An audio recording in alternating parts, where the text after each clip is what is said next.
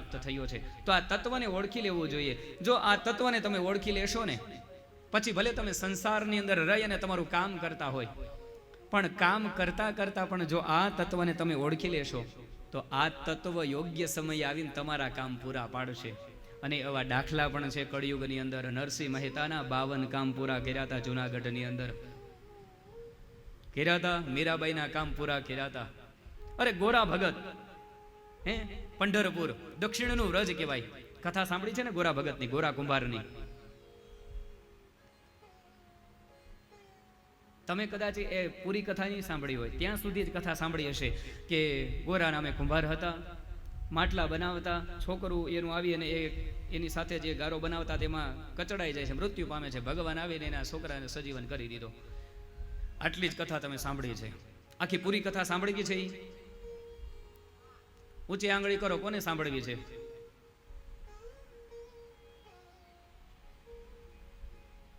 તો કહેવાનું તાત્પર્ય કે એ જ તત્વ તમારી વચ્ચે આવીને તમારા મનોરથ પૂર્ણ કરે, તમારા કામ પણ એ કરે. અરે તમારી અંદર તાકાત હોય ને તો એ તમારા બદલે ગારો પણ ખૂંદે, તમારા નોકર બનીને પણ તમારી સાથે રહી. બોલીએ શ્રી વિઠ્ઠલ ભગવાન કી. માજા વિઠ્ઠલ વિઠ્ઠલ વિઠ્ઠલા, માજા વિઠ્ઠલ પાંડુરંગા. જેમ આપણે યુપીની અંદર જે વ્રજ છે, જે આપણું ઉત્તરનું વ્રજ કહેવાય ને, એમ દક્ષિણનું જે વ્રજ છે ને એ કહેવાય છે પંઢરપુરને દક્ષિણનું વ્રજ કહેવાય છે. એની અંદર એક દંપતી રહે, ભગવાનના બહુ મોટા ભક્ત, ગોરા કુંભાર.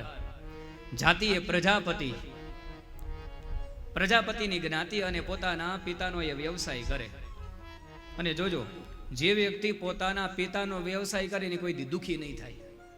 બ્રાહ્મણ હોય ને કર્મકાંડ કરતો હોય તો દુઃખી ન થાય.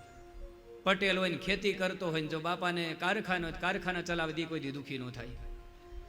જેને પોતાના પૂર્વજોનો ધંધો હોય, વડીલોના પૂર્વજોના જે ધંધા કરતા હોય એ કોઈ દી દુઃખી થાય નહીં. તો ગોરા કુંભારના પોતાના પૂર્વજોનો ધંધો શું છે? માટલા બનાવવાનો અને એ માટલા વેચવાનો. ભગવાનનું ભજન કરે. અત્યંત પવિત્ર એ દંપતી. ગોરા કુંભારના પત્ની પણ એટલા બધા સુશીલ હતા કે એના પતિદેવ જે જપ તપ કરે એની અંદર એ મદદરૂપ થાય. એમાં ક્યારેય વ્યવધાન ઊભું ન કરે, એની અંદર ક્યારેય બાધા ઊભી ન કરે.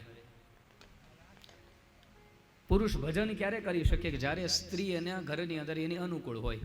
પ્રતિકૂળ હોય તો આ હાથમાં માળા લે ને અહીંયા ડેકારો કરે તો કેમ ભજન કરવું? ઘરમાં તો ભાગી જવું પડે ઘર મૂકીને. પણ ગોરા કુંભારના પત્ની પણ સ્વભાવે એટલા બધા સુમધુર હતા કે એના કારણે ગોરા કુંભાર છે ભગવાનનું નિરંતર ભજન કરતા રહે.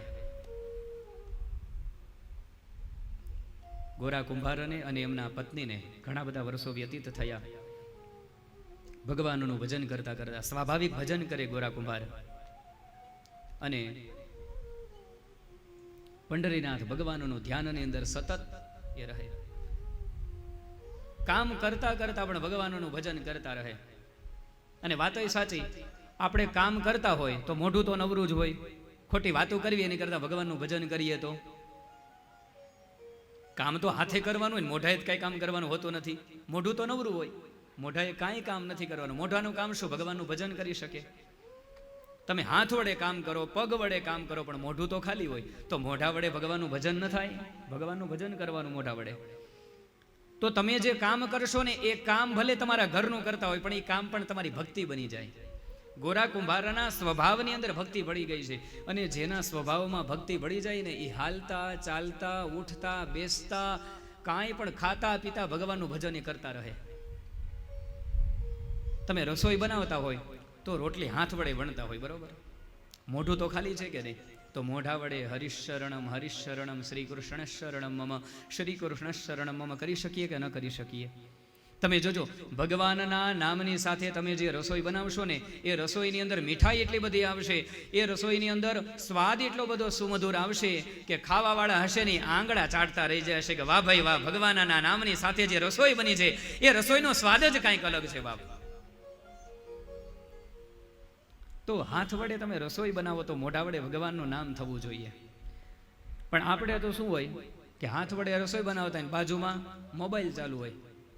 અરે કોઈ જગ્યાએ તો મેં એવા ઘર જોયા છે, અમે ક્યાંક જમવા જઈએ ને, બ્રહ્મ ભોજન હોય અમારું, તો ભોજન બનાવતા હોય, બેનો બાજુમાં હાથવાળે ભોજન બનાવતા હોય, મોબાઈલની અંદર ઓલી 3 પત્તી ચાલુ હોય, રમતા હોય ભોજન બનાવતા.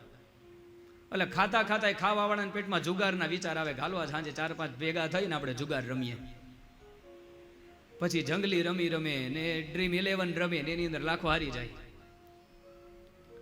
બેનો ઉપર છે કે એના પુરુષોના મનની અંદર, મસ્તિષ્કની અંદર કેવા વિચારો લાવવા. જો બેનો રસોઈ બનાવતી વેળાએ ઈર્ષા, દ્વેષ, ઝઘડો, કંકાસ આવા વિચાર કરતા રસોઈ બનાવશે નો પરિણામ એની સાથે જ એનો પતિ બાંધશે. આવી તમે રસોઈ બનાવતી વેળાએ એવો ભાવ રાખો કે માટે, પરિવાર માટે નહીં, ભગવાન માટે હું રસોઈ બનાવું છું. અને પછી જોજો એ ઘરના વ્યક્તિઓ તમારું એ ભોજન કરશે ને તો એ ભોજનની અસર આખા પરિવારની અંદર દેખાશે તમને. એટલે બેનો આજથી નિયમ લેજો કે તમે ઘરની અંદર જે કાંઈ રસોઈ બનાવો ને એ બધી જ રસોઈ ભગવાન કાજે બનાવો છો ને એવો ભાવ લાવવાનો. કોના માટે બનાવો છો? ભગવાન માટે તમે રસોઈ બનાવો છો, એ ભાવથી રસોઈ બનાવવાની. અને આજથી એક બેનો એક નિયમ કરી લેજો કે પોતાના ઘરની અંદર છે ને યાદ ન રહેતું હોય ને તો લખી લેવાનું એક સૂત્ર, માર્કર પેન વડે, કે હું જે આ રસોઈ બનાવું છું એ પરમાત્મા કાજે બનાવું છું. આ રસોઈ છે એ પેલી વેલી ભગવાનને ધરવાની છે. એમાં મીઠું વધારે પડી જાય તોય ભલે, ખાંડ વધારે પડી જાય તોય ભલે, વધારે ગળ્યું થઈ જાય તોય ભલે, વધારે મોળું થઈ જાય તોય ભલે, બધું ભગવાન માટે બનાવું છું. તમે જોજો બેનો, એકવાર ભગવાન માટે બનાવું છું એમ કહીને તમે રસોઈ બનાવશો એટલે એ રસોઈના વખાણ બધા વ્યક્તિઓ કરશે, બધાયને રસોઈ ભાવશે.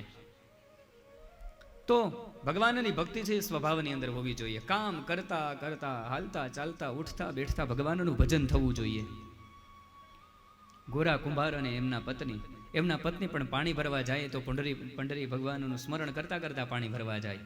ગોરા ભગત એ માટલા ઘરવા માટે જે ગારાને ખૂંદે, એ ગારો ખૂંદતા પણ ફળિયાની અંદર એક સરસ મજાનું વૃક્ષ છે, એ વૃક્ષની ડાળી સાથે એક દોરડું બાંધ્યું છે. એને દોરડું પકડીને એ ગારો ખૂંદતા કહે, મજ વિઠ્ઠલ વિઠ્ઠલ વિઠ્ઠલા, મજ વિઠ્ઠલ પાંડુરંગા.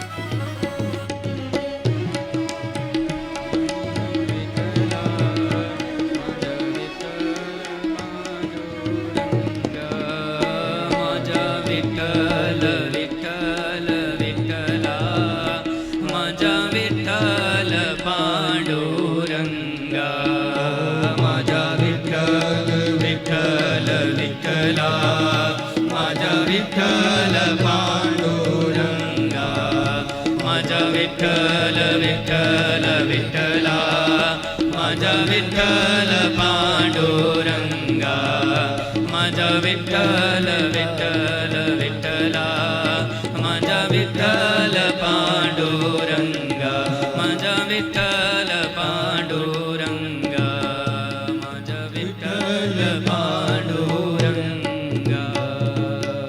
હાથની અંદર દોરડું પકડી અને ગોરા ભગત કહે કે माझा વિઠ્ઠલ વિઠ્ઠલ વિઠ્ઠલા माझा વિઠ્ઠલ પાંડુરંગા. ભગવાનનું સ્મરણ કરતા કરતા ગારો ખૂંદે છે. ભગવાનની અંદર આ તાર લાગી ગયો છે. હવે પત્નીને એમ થયું કે હાલો 8-9 વાગ્યા છે, સવારે પડી ગયું છે, 10 વાગવા આવ્યા છે, હવે મારે પાણી ભરવા જવું છે.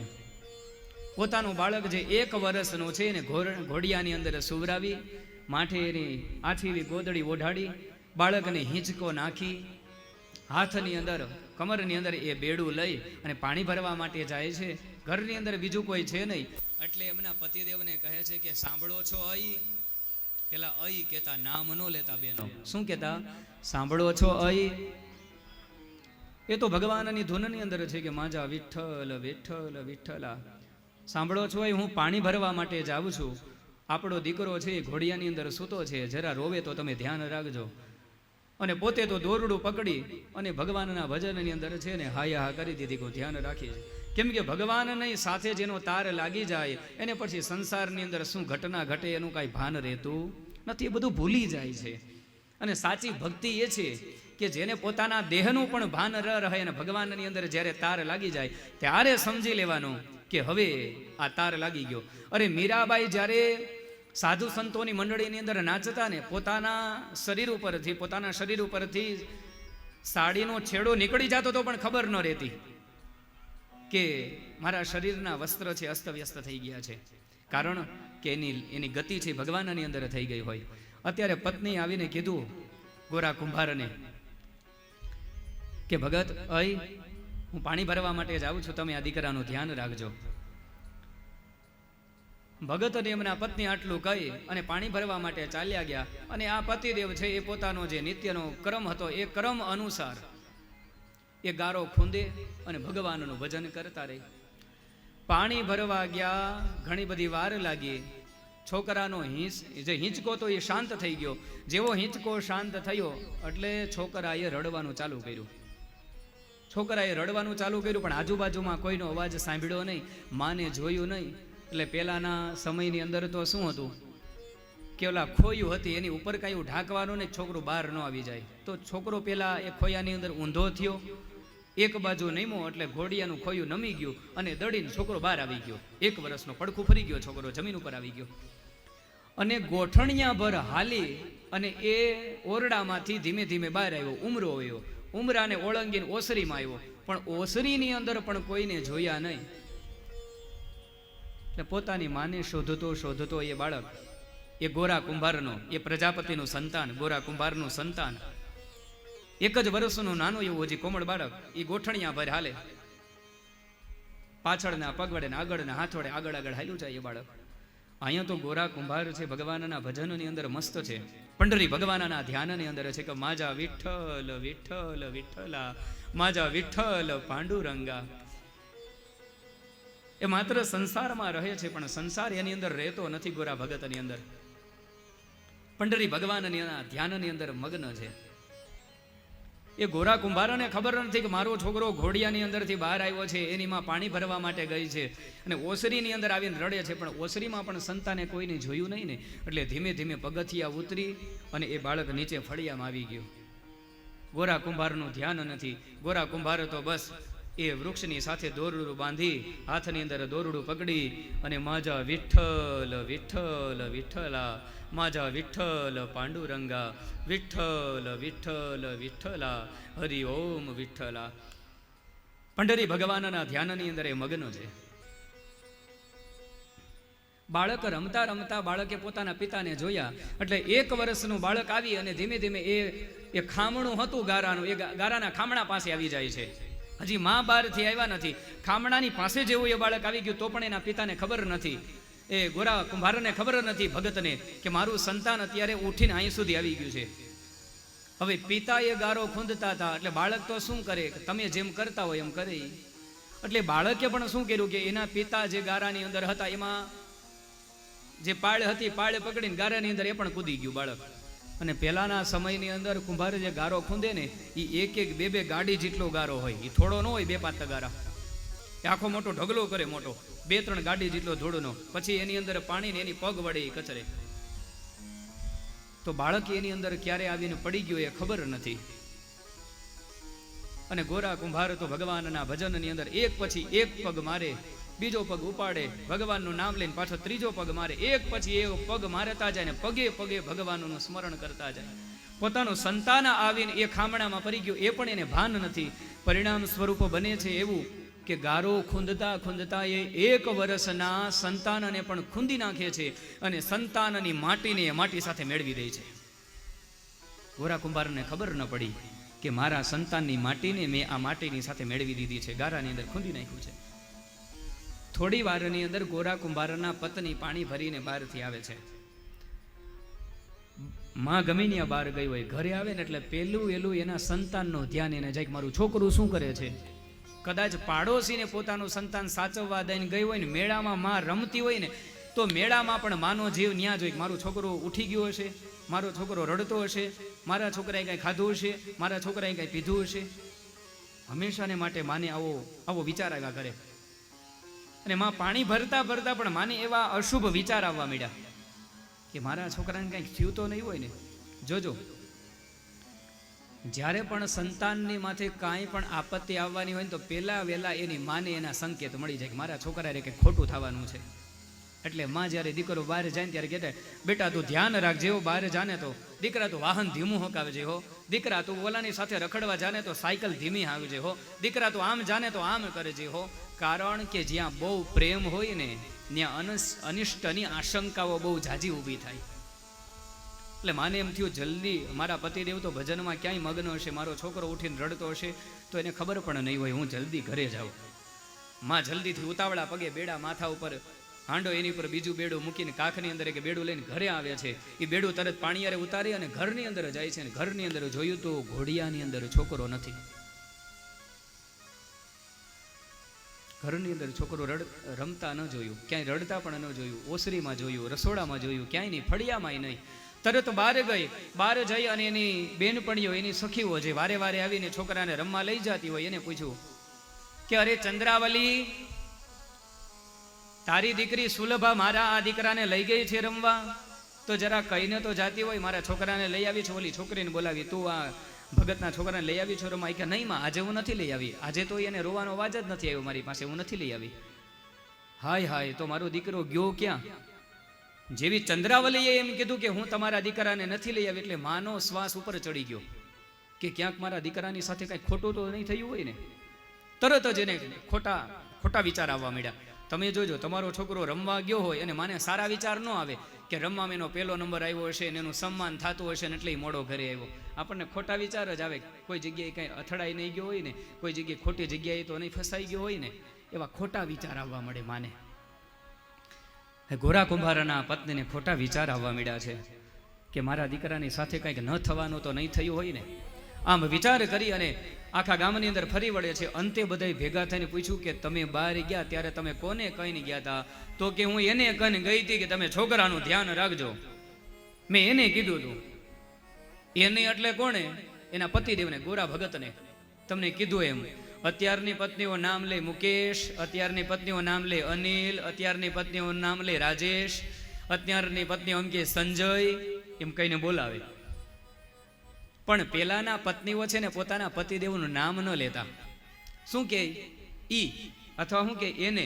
અને 10 ભાઈઓ ઊભા હોય અને એમાંથી જેની પત્ની એમ કે ને સાંભળો છો હોય, એટલે 10 માંથી જેની પત્નીએ હાથ માર્યો ને એ જ બોલાવે, કે આપણને જ બોલાવે છે આમાંથી, એ જ પતિ હમું જોવે એમાંથી.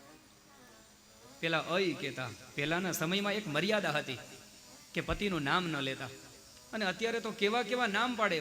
નામ તો હોય, નામમાંય પાછા દીકુ ને કઈક નામ કઈને બોલાવે, પતિને ખબર ન પડે દીકરો છે કે પતિ છે એનો. પતિને દીકુ કે, અરે એને દીકુ કહેવાય, એ પતિદેવ છે, એ દીકુનો પિતા છે. તમારો બેનો દીકુ છે એનો એ બાપો છે, એને દીકુ ન કહેવાય, એ પિતા છે. માતાઓ, તમે વાણીને વાપરો ને તો તમે ભલે ગમે એટલા આગળ આવી જાઓ, પણ વાણી એવી વાપરો કે તમે બે વ્યક્તિ વાત કરતા હોય ને તો ત્રીજી વ્યક્તિ છે ને તમારી વાતથી તમારા સંબંધ શું છે ને એમાં થાપ ન ખાઈ જાય, આવી વાણી વાપરજો.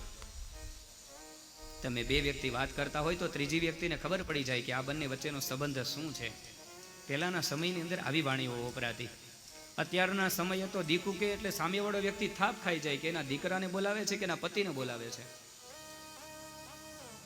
તો આપણે ગમે એટલા આગળ વધી જઈએ પણ ભાષા અને વાણી એવી વાપરવી કે એનાથી ત્રીજી વ્યક્તિને ખબર પડે કે આ બેનો સંબંધ શું છે. હું એને કહીને ગઈ હતી તમે છોકરાનું ધ્યાન રાખજો, તો બધાએ ગામના લોકોએ કીધું કે ગોરા કુંભારને જ પૂછો તમે, ભગતને જ પૂછો તમે કે આ છોકરો ક્યાં ગયો છે, એને ખબર હશે. તમે એને સાચવવાનું કઈ ગયા તો એને જ ખબર હોય ને. કે હાલો એમ કરવું. તરત ઘરે ગયા તો ફળિયામાં આવીને ઉભા રહે છે ને દોરડું પકડીને એનું તો જપ ચાલુ છે કે માજા વિઠ્ઠલ વિઠ્ઠલ વિઠ્ઠલ માજા વિઠ્ઠલ પાંડુરંગા. ભગવાનના ભજનની અંદર અત્યારે તલ્લીન છે, ભગવાનનું સ્મરણ કરે છે, પગ વડે ક્રિયા થઈ રહી છે, હાથ વડે દોરડું પકડ્યું છે ને મુખ વડે ભગવાનનું કીર્તન ચાલી રહ્યું છે. જે પ્રમાણે ગોપીઓ માખણ વેચવા જાતી તે વિક્રેતુ કામા ખેલે ગોપ કન્યા મુરારી પાદાર પિત ચિત્ત વૃત્તિ. ગોરા કુંભારે પોતાના ચિત્તની વૃત્તિ તો ગોવિંદને સમર્પિત કરી દીધેલી છે. પંડરી ભગવાનના ધ્યાનની અંદર મગ્ન છે. પત્નીને એમ થયું કે મારા પતિદેવ અત્યારે ભજનમાં છે, મારે એને ખલેલ ન પહોંચાડાય. કેટલો એનો સ્વભાવ સારો, વિચાર તો કરો. જ્યારે આવી પત્ની હોય ને ત્યારે પતિનું ભજન છે એ સાર્થક બને. બીજા આવા પત્ની હતા સુદામદેવના સુશીલાજી. ક્યારે પણ એના પતિને એમ નથી કીધું કે તમે મારા માટે કંઈક લઈ આવો ને મારા માટે તમે ભિક્ષા માગવા જાઓ. ત્યારે સુદામાની ઉપર દ્વારિકાવાળો પ્રસન્ન થાય. તો પુરુષોના વ્રત ટકતા હોય, પુરુષો બહાર રૂડા દેખાતા હોય તો પત્નીના સારા સ્વભાવના કારણે હોય. જો પત્નીનો સ્વભાવ સારો ન હોય તો નરસિંહ મહેતા માયલી અને તુકારામ જેવી થાય. સાંભળી છે ને તુકારામની કથા? તુકારામ પોતે કથાકાર હતા, પણ જેટલા સરળ સ્વભાવે ને એવા એના પત્ની એટલા જ ઓલા તીખી, સુરતની ઓલી મરચી જેવા તીખા, એટલા તીખા, આમ તમતમતા સ્વભાવના. અને તુકારામ એકદમ આમ બરફ જેવા ટાઢા, હિમાલયના બરફના ગોળા જેવા. ગમે એટલે એની ઉપર રાડો નાખે ને પણ તુકારામ એમના પત્નીને તુકારો ન કરે. તું કાં એમ ન કે, ગમે એટલી રાડું નાખે સાંભળી લે. તુકારામ છે ને એકવાર કથા કરવા માટે ગયા. સાંભળજો કથા. કથા કરવા માટે ગયા અને કથાની અંદર કોઈ ખેડૂતને ત્યાં બહુ જાજી શેરડી થયેલી ને તે શેરડીનો ભારો તુકારામજીને કથામાં આપ્યો. હાલ્યો આ છોકરાઓને ખવડાવજો ને તમારા ઘરે લઈ જાજો. કથા પૂરી થઈ, શેરડીનો ભારો તુકારામે હાથમાં લીધો. બજારમાં છોકરા મળ્યા તો બધાને એક એક શેરડીનો સાંઠો આપતા આવ્યા. પણ કથા સાંભળવા ગયેલા ને એમાંથી એક બેને જઈને ઘરે તુકારામના પત્નીને કહી દીધેલું, આજ તો તમારા ઘરે શેરડી આવશે હો ગોરાણીમાં. કેમ? એ કે ઓલા ખેડૂતને એની બહુ જાજી શેરડી થઈને તો તમારા પતિને શેરડી દઈ ગયા છે. તુકારામના પત્ની સવારના વાટે ગાગડી પતિદેવ કથા કરીને આવશે, શેરડીનો ભારો લાવશે. હવે પતિદેવની આખા દિવસથી વાટ જોઈ શેરડીના ભારાની, પણ પતિદેવ સાંજે આવતા હતા તો હાથની અંદર એક જ શેરડીનો હાંઠો, આખો શેરડીનો હાંઠો પૂરો કરી દીધેલો. કેમ કે સેવાની વૃત્તિ. આખા ગામની અંદર શેરડી વેચતા આવ્યા, રાખીની પોતાની પાસે એક હાંઠો બધો ઘરે લઈને આવ્યા. અને પત્ની જે લાલ આમ તપાવેલા ગોળા જેવા થઈ ગયા, ખીજાઈ ગયા. અને તુકારામને કીધું કે ઓલો આખો શેરડીનો જે ભારો હતો એ ક્યાં ગયો? એક જ કાલ આવ્યા? મેં સાંભળ્યું છે કે આખો ભારો હતો. તો કે તો ગામમાં બધાને વેચતો આવ્યો. જ્યાં એમ કીધું વેચતો આવ્યો ત્યાં તો હાથની અંદર હતો એ શેરડીનો હાંઠો લીધો ને તુકારામને વાહની અંદર એનો વળગાડ્યો. જેવો વાહામાં વળગાડ્યો ને એ જે શેરડીનો હાંઠો હતો એના બે ભાગ થઈ ગયા. બે ભાગ થઈ ગયા તો પણ તુકારામે શું કીધું? વાહ, તારી જેવું તો મને ન આવડ્યું. આનો એક ભાગ તું ખા ને એક ભાગ હું ખા, લાવ આપણે બે ખાઈ લઈએ. કેટલો સરળ સ્વભાવ. ઉભા વાહનો માર્યો તો એક ભાગ પોતે ખાઈ લીધો ને એક કે હાલે મારી વાલી તું ખાઈ લે. આવા તીખા સ્વભાવના પત્ની હતા. પણ જો તમને જીવન વ્યતીત કરતા આવડે ને તો જીવન અઘરું છે નહીં. બસ તમને હેન્ડલ કરતા આવડવું જોઈએ કે એની હારે કેમ રહેવું, એ તો જીવન અઘરું નથી. પણ ગોરા કુંભારના પત્ની બહુ સરળ સ્વભાવના, અત્યંત સુશીલ, ભગવાનનું ભજન કરતા હોય તો એમાં ક્યારેય એ વિક્ષેપ ન પાડે. પણ પતિદેવને વિક્ષેપ પાડ્યા વગર ભગવાનને ત્યાં ગોરા કુંભારની પાસે આવી અને ભગવાનને પ્રાર્થના કરે છે કે અરે ભગવાન, ક્યાં હશે મારું સંતાન? અને જ્યાં જોયું ને તો આજુબાજુમાં નહીં, પોતાના પતિદેવના પગની નીચેથી કંઈક હાડકા ભાંગતો હોય એવો અવાજ આવ્યો, કરોડ કરોડ આવો કટ જ્યારે અવાજ આવ્યો ત્યારે જોયું મારા પતિદેવના પગમાં આ કટકટ અવાજ શેનો આવે છે? જ્યાં જોવે ત્યાં પોતાના સંતાનની ખોપરીનો ભૂકો, એના હાડકાનો ભૂકો, અને આખું ખામણું લોહી લુહાણથી ભરાઈ ગયું હતું. તુકારામ ગોરા કુંભારના પત્ની કહે કે હાય હાય, મેં જે નથી ધાર્યું એ જ થયું છે. અત્યારે અહીંયા મારું સંતાન રમતો રમતો અત્યારે આ ખામણાની અંદર આવી ગયું છે, અને મારા પતિદેવને ખબર નથી, નેણે કચડી નાખ્યા છે આ સંતાનને. પોતાના હૈયાની ઉપર પથ્થર મૂકી દીધો, બોલતા નથી કાંઈ, રુદનની અંદર છુપાવી લીધું કે જો હું બોલી જઈશ તો મારા પતિદેવનું ભજન ભાંગી જશે. પતિદેવનું તો ભજન ચાલુ છે કે માજા વિઠ્ઠલ વિઠ્ઠલ વિઠ્ઠલા, માજા વિઠ્ઠલ વિઠ્ઠલ વિઠ્ઠલા. આ તો અઘટિત ઘટના આજે અહીંયા ઘટી ગઈ છે. બાપ રડવા લાગ્યા પત્ની. જે ભગવાનનું ભજન કરે છે એ ભગવાને પણ મારા સંતાનનું ધ્યાન ન રાખ્યું. રડતા રડતા કરુણ સ્વરની અંદર ભગવાનને પ્રાર્થના કરે કે અરે મારા વિઠ્ઠલા, તે શું આજે આ કરી દીધું મારા વિઠ્ઠલ? જે તારું ભજન કરે છે એના હાથે તે એના સંતાનને મરવી નાખ્યું. અરે તને તો બાપ બધા અંતર્યામી કહે છે, અને તું અંતર્યામી થઈને તે આજે મારા સંતાનોનું ધ્યાન ન રાખ્યું. તું તો નવખંડ ભૂમિનું ધ્યાન રાખવા વાળો છો મારા નાથ. આ તારી નજર સામે મારું સંતાન આ ગારામાં કચડાઈ ગયું, અને તે મારા પતિદેવને એનું ધ્યાન ન દોર્યું. અરે મારા નાથ, આમાં તો તારી જાશે, આમાં મારા પતિદેવનો વાંક નથી. વિઠ્ઠલ, આમાં તો તારો વાંક છે. આમાં તો જે કાંઈ કર્યું હોય તે કર્યું છે, તારે તો ધ્યાન રાખવું તું. અરે વગોવ્યું નામ તે તારું, અને ગુમાવ્યું બાળ મેં મારું. અરે વિઠ્ઠલ, આમાં તો તે તારું નામ ગુમાવ્યું છે, આમાં તો તારા નામની માથે કલંક લાગશે. મેં મારું બાળક ગુમાવ્યું છે એમ તે તારું નામ વગાવ્યું છે વિઠ્ઠલા. અરે વિઠ્ઠલા, કરોડો સૂર્ય જેવો તું, પણ મારે તો આજે અંધારાનું અંધારું. અરે વિઠ્ઠલ, તું તો કરોડો સૂર્ય જેવો છો, છતાંય આજ મારે અંધારું, મારા જીવનમાં આજે અંધારું. વિઠ્ઠલ, આ તે શું કર્યું? અરે વિઠ્ઠલ, આ તારી કીર્તિ ઉપર આજે આ કલંક લાગ છે. વિઠ્ઠલ, તે આ ન થવાની આ તે ઘટના તે ઘટાવી દીધી છે. અરે પંઢરી ભગવાન, તમે આ શું કર્યું? અરે વિઠ્ઠલા, તે આ તારા ગાંડા ભગતને જગાડ્યા નહીં, અને તું બેઠો હોય કરોડો સૂર્ય જીવન મારા જીવનની અંદર અંધારું થવા દીધું તે મારા નાથ. અરે પતિ પાગલ બન્યો તુજમાં, અને બન્યો પાગલ તું પણ આજ. અરે વિઠ્ઠલ, મારો પતિ તો તારી અંદર પાગલ બન્યો છે, તારા ભજનમાં પાગલ બન્યો છે. મારા પતિની જેમ તું પણ આજે પાગલ બની ગયો છો, તું પણ આજે ગાંડો થયો છો. ન કહેવાના ખરા ખોટા શબ્દ ગોરા કુંભારના પત્ની ભગવાનને કહે છે કે મારો પતિ તુજમાં પાગલ બન્યો, અને પાગલ બન્યો તું પણ આજે ગાંડો થયો છો, અને તને આ સારું લાગે? સમજ ઓ વિઠ્ઠલા, આજ બંને બદનામ તુજ સાથે. અરે સમજી જા વિઠ્ઠલ, કાંક કર તું આમાંથી, નહીં તો તું પણ બદનામ થઈશ, અને તારું ભજન કરવા વાળો આ ગોરો કુંભાર મારો પતિદેવ પણ બદનામ થશે. વિઠ્ઠલ, તું કાંઈક કર, આમાં તો તારી પત જાશે. અરે હરીને ભજતા હજી કોઈની લાજ જતા નથી, અને આજે તારું ભજન કરતા કરતા ગામના લોકો અમારી વાતો કરશે કે જે વિઠ્ઠલનું તમે ભજન કર્યું છે એ વિઠ્ઠલે તમારા સંતાનનું ધ્યાન ન રાખ્યું.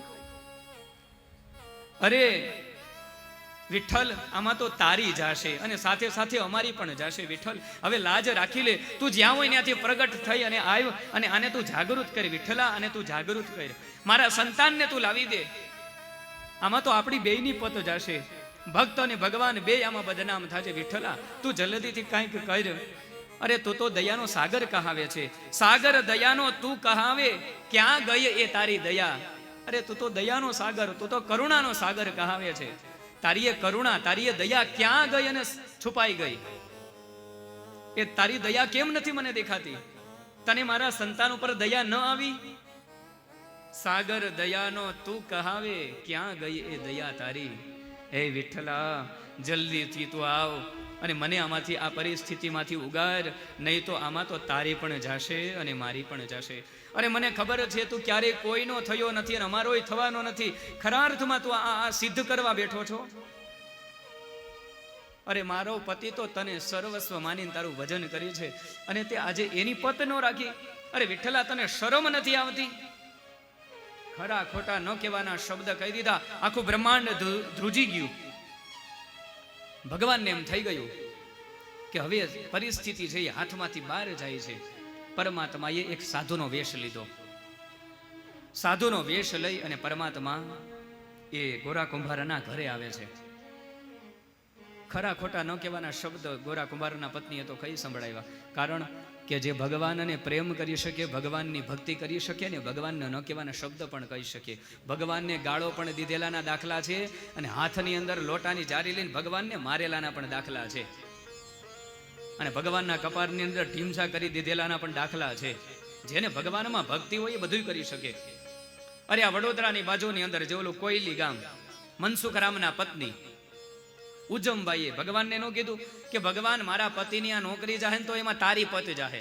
જાજુ ક્યાં જવાનું છે? અહીંયા વડોદરાની બાજુમાં કોયલી ગામ, મનસુખ રામના પત્ની ઉજમબાઈ. તો ભગવાન એની લાજ રાખી. તો આજે અહીં ગોરા કુંભારાના પત્નીએ પણ ભગવાનને ન કહેવાના ખરા ખોટા શબ્દ કહી દીધા. પણ હવે તો પાણી માથા ઉપર વટ થવા લાગ્યું. એટલે ભગવાનને એમ થયું કે હવે મારે સ્થિતિને પાછી પકડી લેવી જોશે, સ્થિતિને મારે જાળવી લેવી જોશે. એટલે તરત જ ભગવાન એક સાધુના વેશ લઈ અને આવે છે. એ તો કરતુમ અકર્તુમ અન્યથા કરતુમ સમર્થ જગદીશ્વર છે. એ તો ગમે ત્યાં પ્રગટ થાય. સાધુનો વેશ લઈ, વેશ પલટો કરી અને ભગવાન વિષ્ણુ સ્વયં પંઢરી ભગવાન જ આજે આવ્યા છે અને કહે છે, ભવતી ભિક્ષામ દેહી, ભવતી ભિક્ષામ દેહી. હે માં, મને ભિક્ષા આપો, માં મને ભિક્ષા આપો. ભિક્ષા માગે છે. પણ જેવા સાધુ સંતને આવતા જોઈએ ને ફળિયાની અંદર, એટલે ગોરા કુંભારના પત્નીએ સાડીનો છેડો લઈને આંખો લૂછી નાખી. જેટલું રુદન હતું ને આંસુડાને અંદર પી ગયા. બાર આંસુડું ન આવવા દીધું. કારણ એ એવું ઈચ્છતા હતા કે મારા પતિ દેવ ભગવાનના ભગત છે, અને આ વાત કોઈને ખબર પડવી ન જોઈએ કે મારા પતિના પગના નીચે મારું સંતાન મરી ગયું, નહીં તો મારા પતિને કલંક લાગશે. સાચી પત્ની એને કહેવાય કે જે પોતાના પતિના જીવનની અંદર ક્યારેય કલંક ન લાગવા દે. કલંકિત ન થવા દીધા પતિદેવને. આંસુડાને લૂછી નાખ્યા અને સંતનું સ્વાગત કરે છે.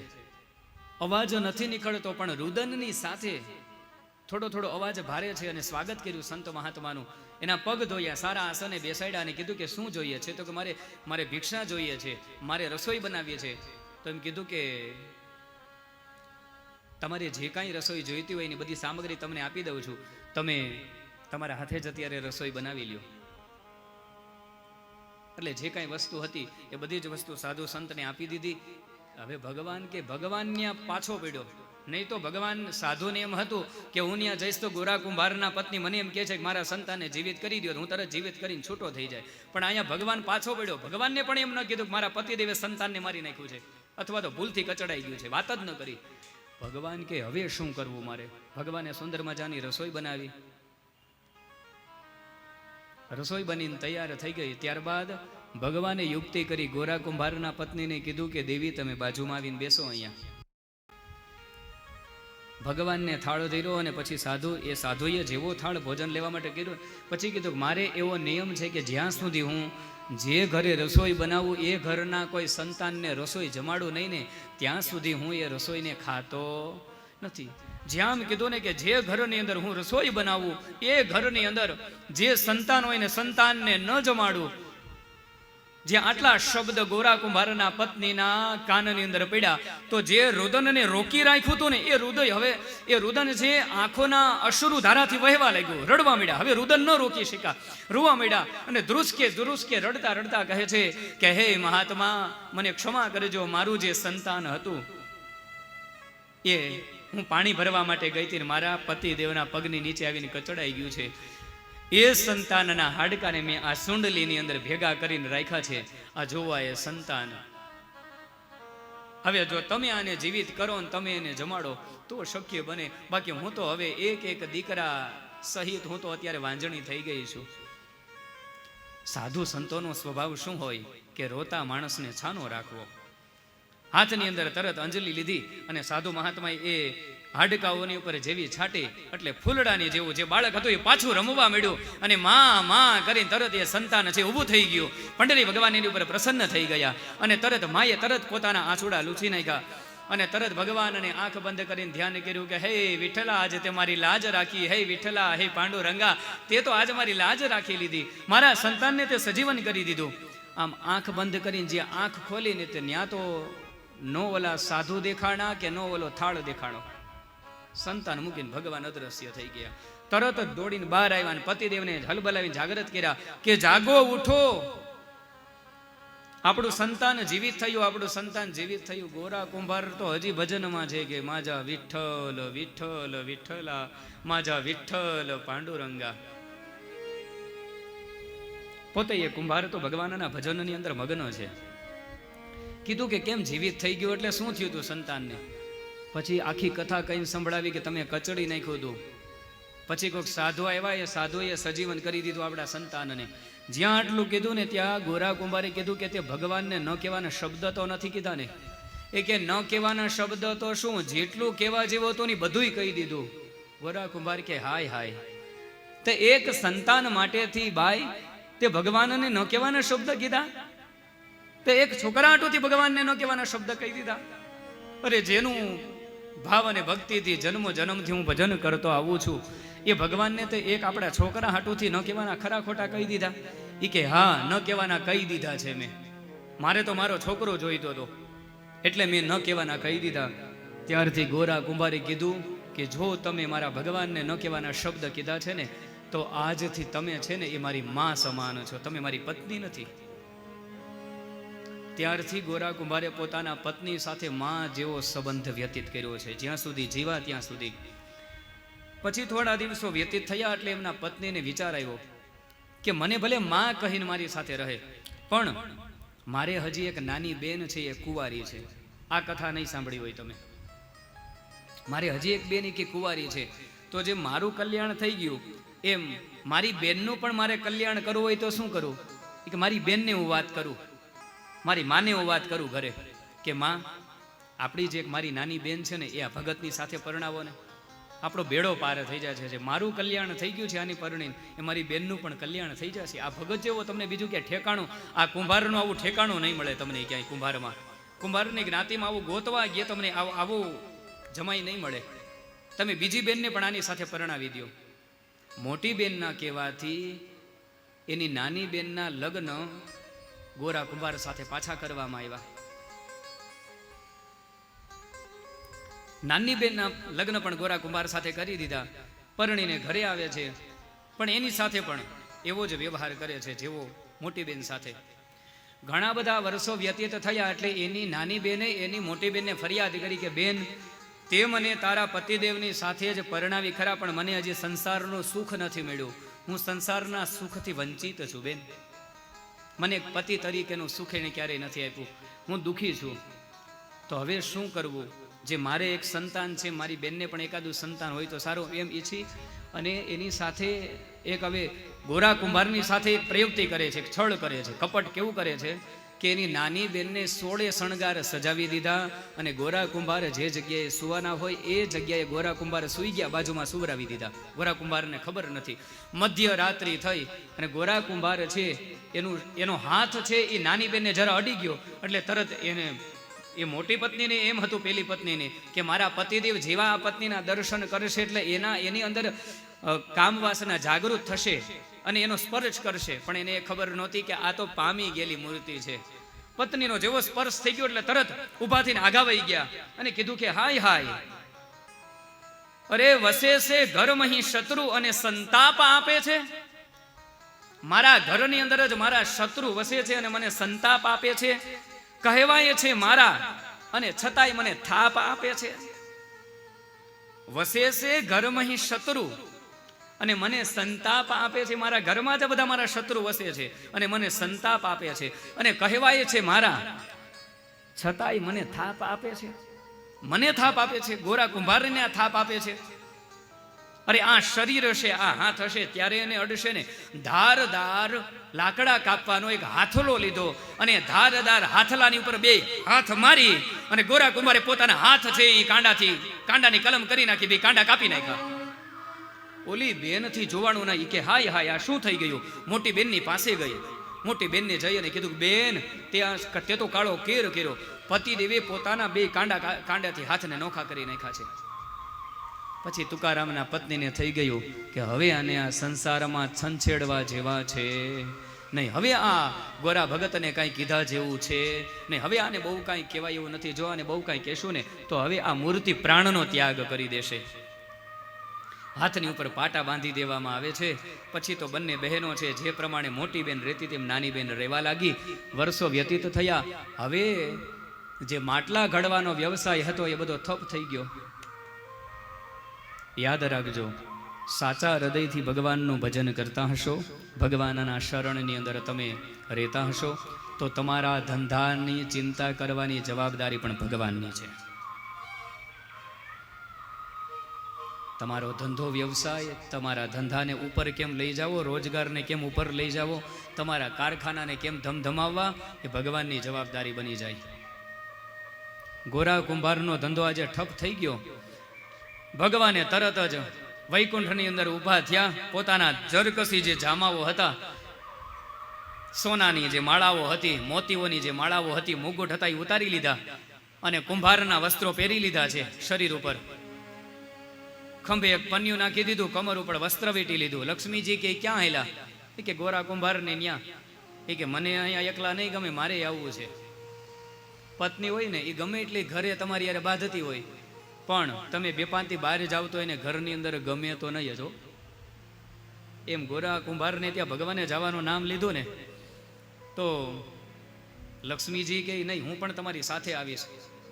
તો ભગવાને વિષ્ણુ કહે કે આ પંચરંગી હાડી, આ બનારસી, આ બધી બેંગોલીઓની જે બધી છે ને બધી કાઢો હવે અહીંયા. કુંભારણના વસ્ત્ર પહેરો, કુંભારણ તૈયાર થાવ તમે. પોતે જરકસી જામા અને સોના રૂપાની મોતીઓની માળા અને મુગટ ને બધું ઉતારી દીધું. કુંભારના વસ્ત્ર પહેરી, નીચે ધોતી પહેરી લીધી, કમર ઉપર એક ફટકો નાખી લીધો પન્યાનો, અને લક્ષ્મીજીને પણ પહેરાવી દીધા કુંભારણના કપડા. અને પોતાનું જે ગરુડ હતું ને ગરુડને બનાવ્યો ગધેડો. તો ભગવાન છે, પોતાની જે BMW હતી એને ફંટે કરી નાખી. ઈ થયું ને, ગરુડ હતું, ગરુડને ગધેડો બનાવવો એટલે ઓડીને ફંટી બનાવવા જેવું થયું.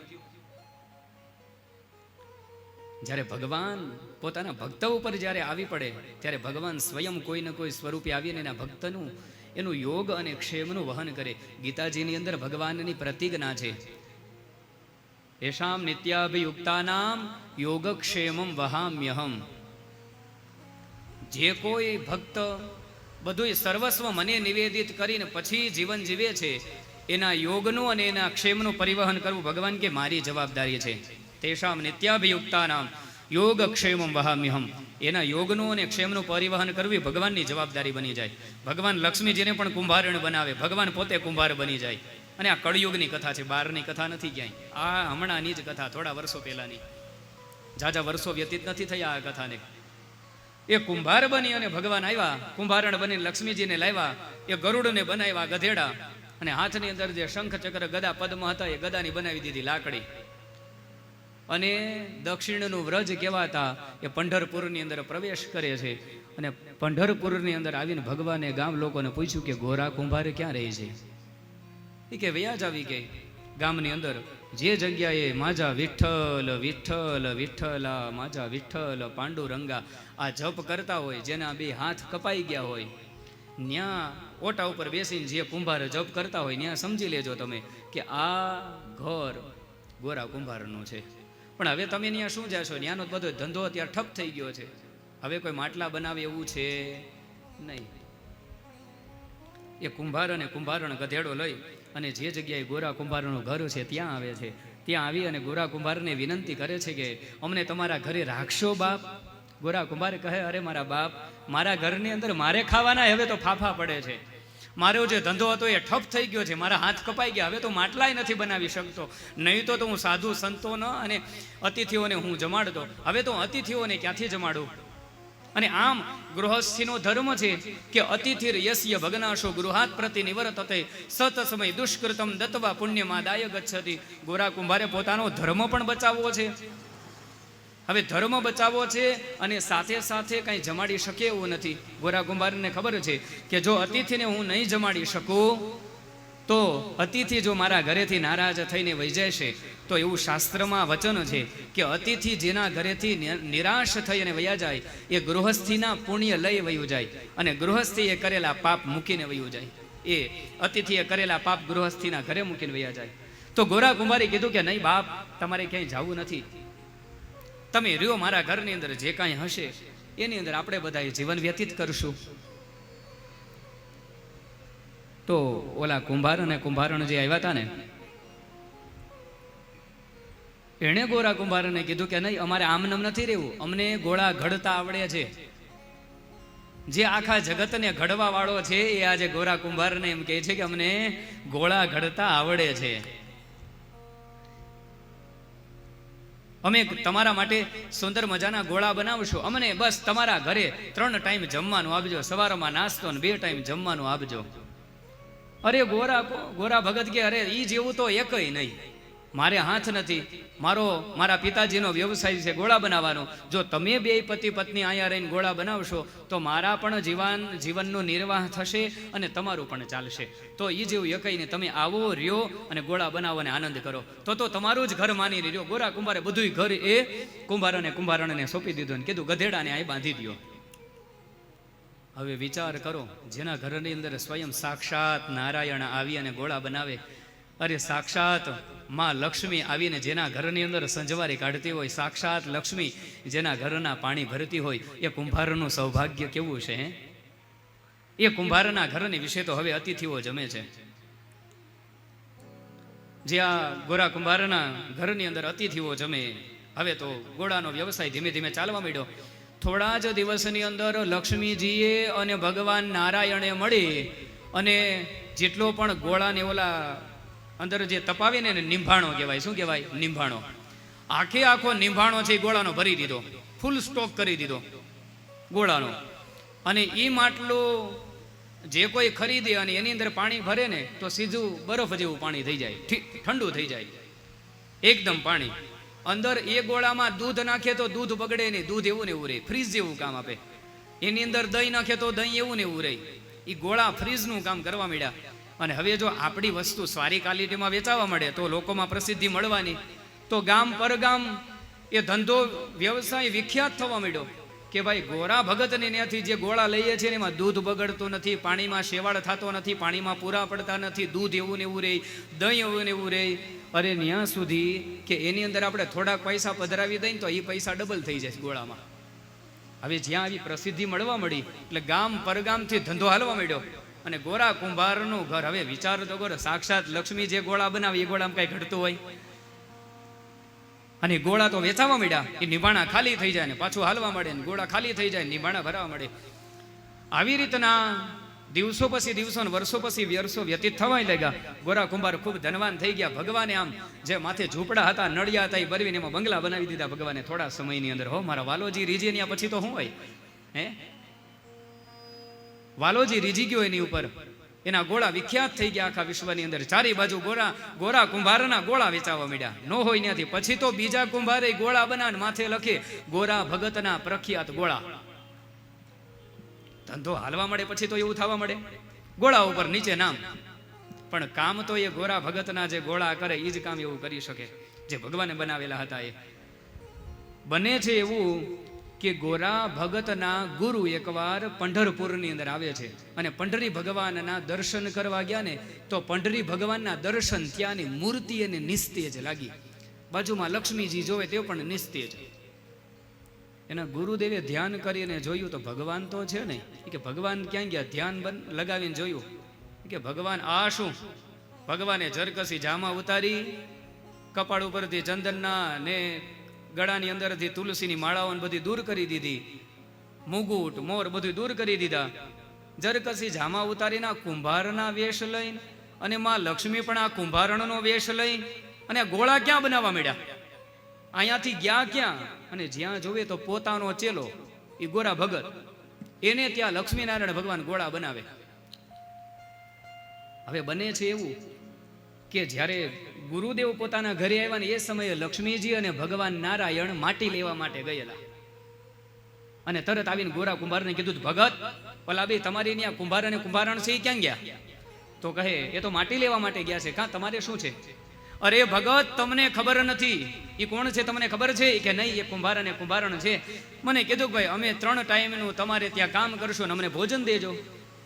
અરે ભગત, અરે ચેલા, અરે ગોરા ભગત, એ કોઈ સામાન્ય કુંભાર અને કુંભારણ નથી, એ તો વૈકુંઠનો અધિપતિ સાક્ષાત નારાયણ છે. અને જે કુંભારણ આવીને માં લક્ષ્મી છે તમારે ત્યાં આવ્યા હતા એ. અરે હાય હાય, ગોરા કુંભારે કહી, મારા ઘરે સાક્ષાત લક્ષ્મી ને નારાયણ આવ્યા, મારા પ્રભુની પાસે મેં ગોળા બનાવરાવ્યા, મારા નાથની પાસે મેં ગોળા ઘડાવીને વ્યવસાય કરાવરાવ્યો. હાય હાય, કેવો અપરાધ થયો મારાથી. તરત ગયા એ જ્યાં માટી લેવા ગયા ને ત્યાં મળ્યા નહીં. તરત જ પંડરી ભગવાનને ઠપકો દેવા માટે ગોરા ભગત બધીરે જઈને કીધું, અરે વિઠ્ઠલા, તું મારા ઘરે આવીને અને મારાથી તે તારું સ્વરૂપ છુપાયું?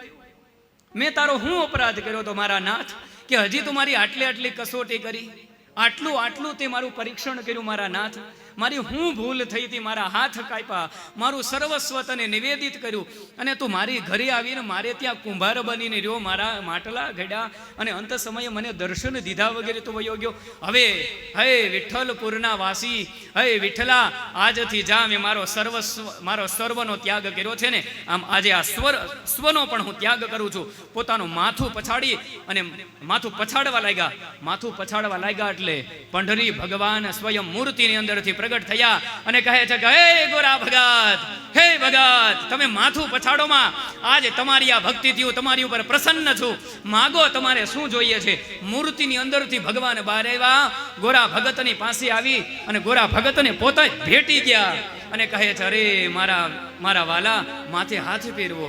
અરે મારા ભગત, ધન્ય છે તારી જનેતાને, ધન્ય છે હે કુંભાર, તને ધન્ય છે કે તું આજે મને ઓળખી ગયો, તે મને આજે પામી લીધો. ભગવાન આજે ગોરા ભગતને મળ્યા છે અને ભગવાને પાછા એમના હાથે એમને સુપ્રત કરી દીધા છે. અને ગોરા ભગત જ્યાં સુધી જીવાને ત્યાં સુધી એ ભગવાનનું ભજન કર્યું છે. વિઠ્ઠલ વિઠ્ઠલ વિઠ્ઠલા, હરિ ઓમ વિઠ્ઠલા, વિઠ્ઠલ વિઠ્ઠલ વિઠ્ઠલા, હરિ ઓમ વિઠ્ઠલા, વિઠ્ઠલ વિઠ્ઠલ વિઠ્ઠલા, હરિ ઓમ વિઠ્ઠલા, વિઠ્ઠલ વિઠ્ઠલ વિઠ્ઠલા, હરિ ઓમ વિઠ્ઠલા, કોણી કોણી દીઠેલા, હરિ ઓમ વિઠ્ઠલા, કોણે કોણે દીઠેલા, હરિ ઓમ વિઠ્ઠલા, ભક્તજનોએ દીઠેલા, હરિ ઓમ વિઠ્ઠલા, ભક્તજનોએ દીઠેલા, હરિ ઓમ વિઠ્ઠલા, વિઠ્ઠલ વિઠ્ઠલ વિઠ્ઠલા, હરિ ઓમ વિઠ્ઠલા, વિઠ્ઠલ વિઠ્ઠલ વિઠ્ઠલા, હરિ ઓમ વિઠ્ઠલા.